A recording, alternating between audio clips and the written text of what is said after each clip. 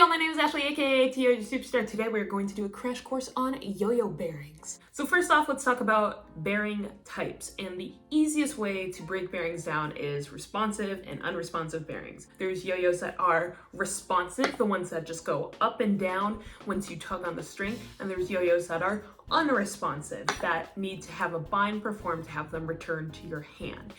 That is based on the bearings that are in the yo-yos. Now, there's not a super clear way if you're just looking at a bearing to know if it's responsive or unresponsive. We'll talk about it. Just know when you're buying a bearing, know what you're looking for in terms of a responsive or unresponsive yo-yo, because that will completely affect your play. So let's talk about responsive first. We have our fixed axle bearing. So this is, you can probably not see this, but this is just a wooden yo-yo. It's got a string tied around like a dowel, but it's a bearing. Fixed axle yo-yos do not come apart. They're quite unstable. There is a whole community dedicated to them because they're vintage and it's classic yo-yoing. It can only just go up and down. There's no like bind that needs to be performed for it, and you're gonna have to move quick and with precision if you want to use this type of bearing. Another common one you might see is a brain, and this isn't necessarily like a bearing per se, but it's a type of response. So brain yo-yos have a mechanism in them where at the bottom, as the yo-yo is dying, it will pull back up on its own. You usually cannot take them apart. I couldn't take this one apart if I wanted to, it would break.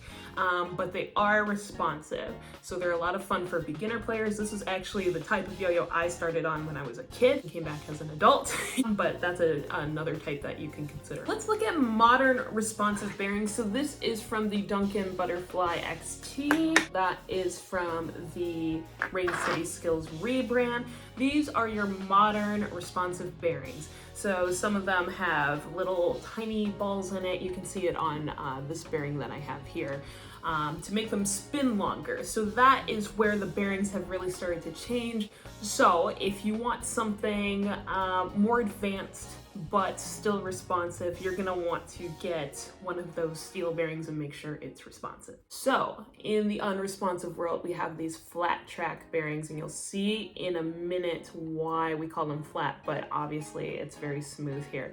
This one does not have a shield on it, which means you can see the little balls inside of it, but it is completely flat all the way around. This is probably like the most standard bearing that you can get. You can use it, it will do well, it will perform just fine. It's a unresponsive flat track bearing. So this is a center track bearing. The string flows through this groove here, and that's so it's not wobbling off to the side. It's not creating contact with the body of your yo-yo, and so you're going to be able to spin longer. So that is the center track. And then this one I feel like I see the most of, don't quote me there, but I feel like most of my yo-yos have one of these. So this is more of your concave bearing. So it's more smooth in the middle.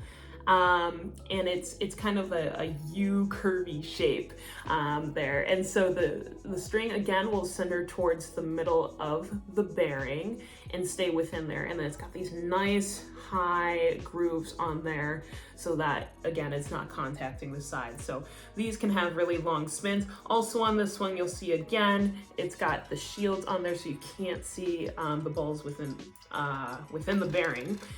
Which keeps them from getting dirt and grime in there and slowing down your bearing and things like that. Those are kind of the three standard ones I see for unresponsive. There are also different sizes of bearings, so just keep that in mind. If you've got a micro yo-yo or an undersized yo-yo, it might not use this classic C bearing.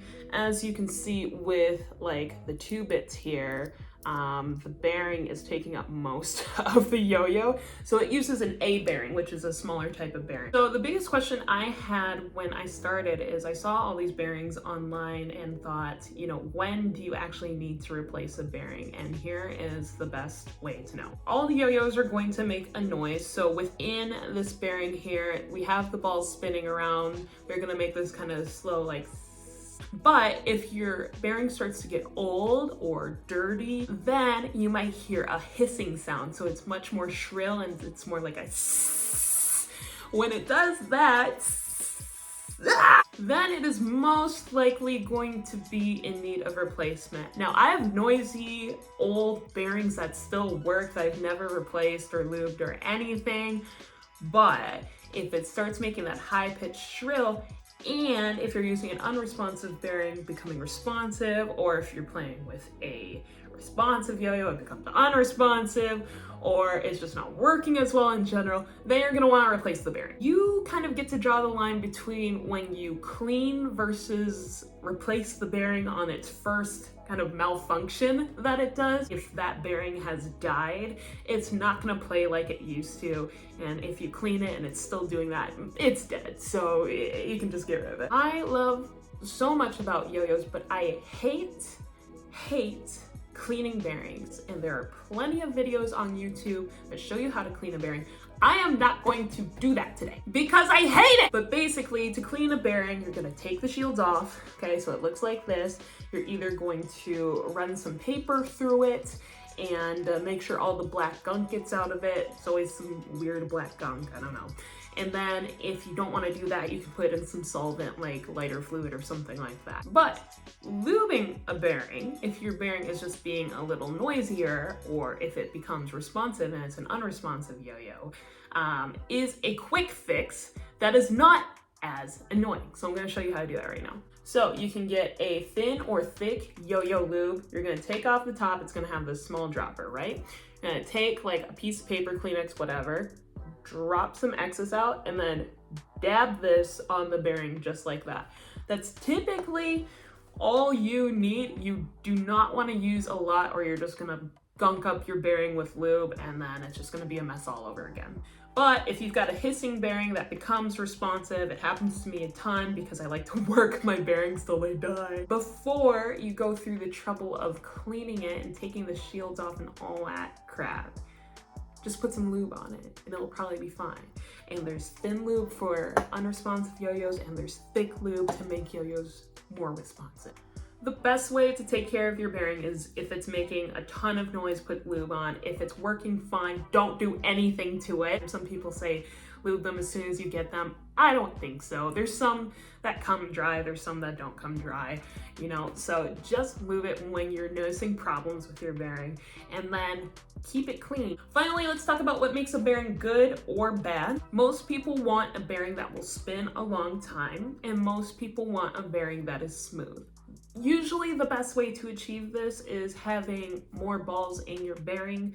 So, you know, an 8 ball versus a 10 ball, you're going to prefer the 10 ball. Those are typically what makes a good bearing, but you just want it to do what you need it to do. As long as it spins on a tool or a pencil or a pen for a long time, this one's still spinning, it's good. So that's kind of how you tell. You can invest in more expensive bearings and you can tell a difference, but if you don't have all the money in the world for bearings, that is not gonna kill you as a player. You know, if you wanna spend $5 on a bearing versus like 14, okay. And lastly, I would just say try out different bearings, try out different types, steel, ceramic, 8 ball, 10 ball, shielded, unshielded, flat, center, concave, responsive, green, 6 axle. Try them all out, get some bearing tools. This will help you remove the bearing. All you do is put the tool inside of a bearing and jimmy it out. Then pick up some yo-yo lube for when you need it. Do not overuse it. You'll overuse it probably once, and then you'll be like, I'm never gonna do that again. And then you've pretty much got it. That is what you need to know about bearings to get started. If you have questions or comments, or if you want to correct me and say you're full of crap, just do so respectfully in the comments below. Thank y'all so much for watching. My name is Ashley, aka AT Yo-Yo Superstar, and we will see you next time.